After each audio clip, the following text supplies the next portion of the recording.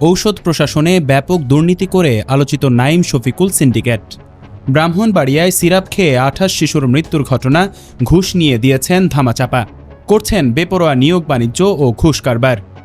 দুজনই গড়েছেন অবৈধ সম্পদের পাহাড়। বিস্তারিত দেখুন সানাউল্লাহ সাইফের করা 3 পর্বের ধারাবাহিক অনুসন্ধানী প্রতিবেদনের প্রথম পর্বে।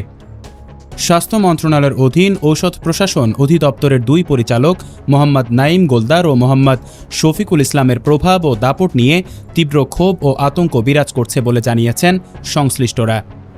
একের পর এক গুরুতর অভিযোগ উঠলেও কিভাবে তারা এখনও বহাল তবিয়তে দায়িত্ব পালন করছেন এ প্রশ্ন এখন অধিদপ্তরের ভেতরে বাইরে জোরালো হয়ে উঠেছে।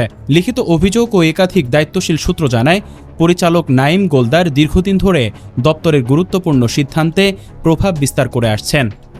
নিয়োগ বাণিজ্য, টেন্ডার সিন্ডিকেট নিয়ন্ত্রণ, ঘুষ গ্রহণ এবং অনৈতিক সুবিধা আদায়ের অভিযোগে তার নাম বারবার সামনে এসেছে।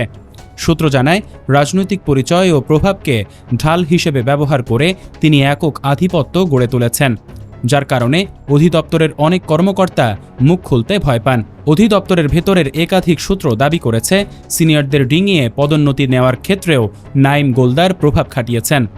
যোগ্যতা থাকা সত্ত্বেও অন্য কর্মকর্তারা বঞ্চিত হয়েছেন বলে অভিযোগ রয়েছে।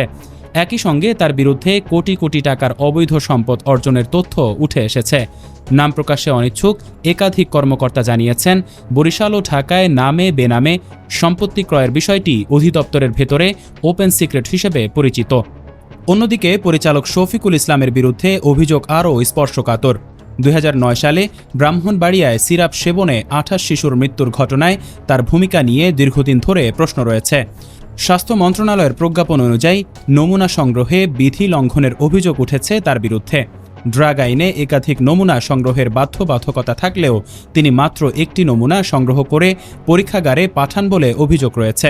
সংশ্লিষ্ট সূত্র বলছে, এই প্রক্রিয়াগত অনিয়মের কারণে তদন্ত প্রক্রিয়া দুর্বল হয়ে পড়ে এবং এতে অভিযুক্তদের সুবিধা হয়েছে। গুরুতর এই অভিযোগ থাকা সত্ত্বেও শফিকুল ইসলাম কিভাবে পদে বহাল আছেন তা নিয়ে বিস্ময় প্রকাশ করেছেন সংশ্লিষ্টরা। এছাড়া তার বিরুদ্ধেও অবৈধ সম্পদ অর্জনের অভিযোগ রয়েছে। সূত্র জানায়, জামালপুরে বিলাসবহুল বাড়ি নির্মাণ, ঢাকায় ফ্ল্যাট ক্রয় এবং বিভিন্ন স্থানে জমি কেনার তথ্য নিয়ে দপ্তরের ভেতরে আলোচনা রয়েছে।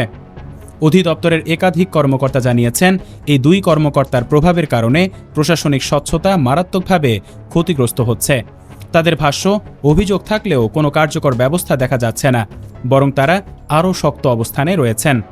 আরও অভিযোগ রয়েছে, পরিচালক পদে স্থায়ী পদোন্নতির জন্য সংশ্লিষ্ট মহলে প্রভাব খাটানোর চেষ্টা চলছে। গত 4 মার্চ 2026 তারিখে পরিচালক পদে পদোন্নতি প্রসঙ্গে একটি চিঠি ইস্যুর বিষয়টি নিয়েও প্রশ্ন তুলেছেন অনেকে। ভুক্তভোগী কয়েকজন কর্মকর্তা দাবি করেছেন, এই 2 কর্মকর্তার বিরুদ্ধে কথা বললে হয়রানির শিকার হতে হয়, ফলে অনেকেই চুপ থাকাকে নিরাপদ মনে করছেন।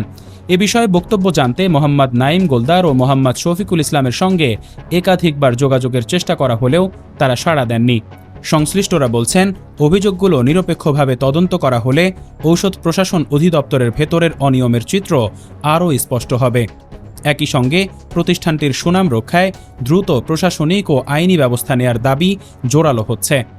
উল্লেখ্য, সংশ্লিষ্ট সূত্র জানিয়েছে, এই 2 কর্মকর্তার বিরুদ্ধে উত্থাপিত অভিযোগ, অবৈধ সম্পদের তথ্য ও অতীতের বিতর্কিত কর্মকাণ্ড নিয়ে আরও বিস্তৃত অনুসন্ধান চলছে। পর্যায়ক্রমে নতুন তথ্য সামনে আসতে পারে। দর্শক, পরবর্তী পর্বে থাকছে আরও বিস্তারিত। চোখ রাখুন অগ্রযাত্রা প্রতিদিনে। অগ্রযাত্রা প্রতিদিন, নির্ভীক প্রত্যয়ে উজ্জীবিত।